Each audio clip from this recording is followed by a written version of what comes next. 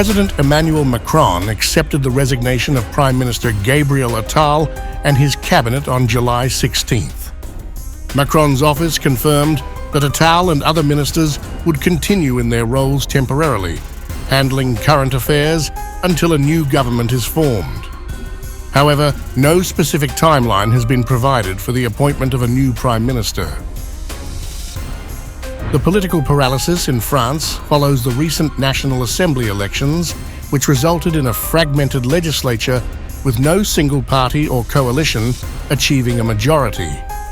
The New Popular Front, NPF, a coalition of leftist parties, emerged as the largest group but fell short of an outright majority.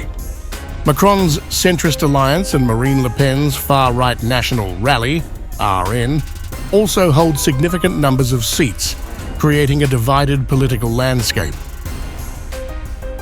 The election results have raised concerns about the stability of the French government.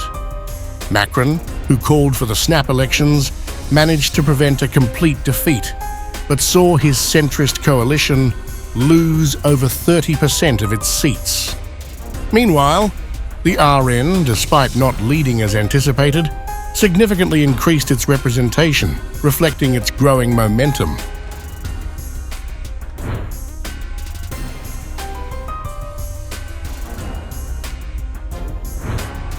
The immediate consequence of the election is a weakened French leadership, which could impact the European Union's foreign and security policies. In France, the president controls foreign affairs and defense, while budget approval lies with parliament. This division of power may result in significant constraints on Macron's policy initiatives, especially concerning NATO commitments and the stance on Ukraine.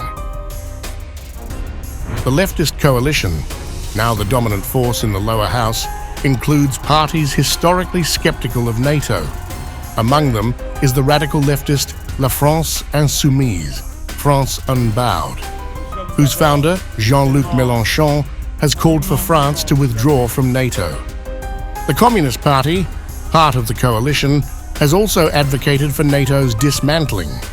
Similarly, the far-right RN views NATO as US-dominated and has previously proposed withdrawing from its integrated military command.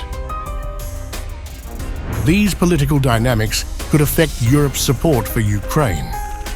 The Macron administration has been a strong advocate of military aid for Ukraine, recently planning to supply Mirage 2000, 5 fighter jets, and considering sending military trainers. However, both the leftist coalition and the RN support supplying arms but oppose sending personnel, which could constrain France's assistance to Ukraine.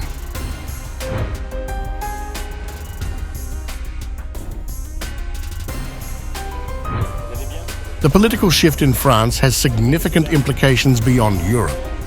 Countries in the Indo-Pacific region, including Japan, Australia, and South Korea, have aligned with NATO to counter threats from China and Russia. A weakened NATO could disrupt their security strategies. If European support for Ukraine falters, it may embolden adversaries like North Korea, which has been deepening its military cooperation with Russia.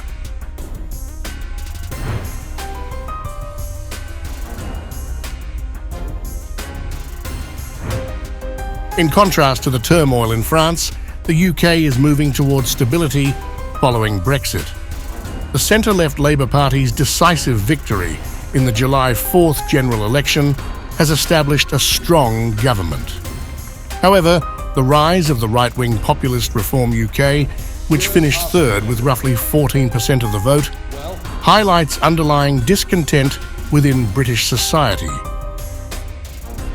This trend is not isolated to the UK. The far-right camp is gaining ground in other European countries, including Germany and France, signalling a broader shift in European politics.